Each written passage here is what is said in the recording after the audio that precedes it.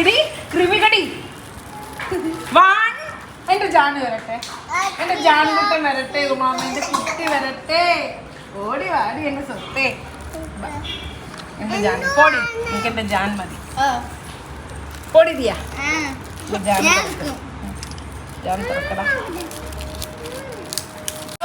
ജാൻ തുറന്നേ. ഇവിടെ ദിയ കുഞ്ഞെ ചേച്ചിക്ക് കൊടുക്കണം. പറയുമ്പോ 1 2 3 4. അതാ ഗണപതി ഗണപതി ഗണപതി ബബ്ബ മോറിയ മോറിയ.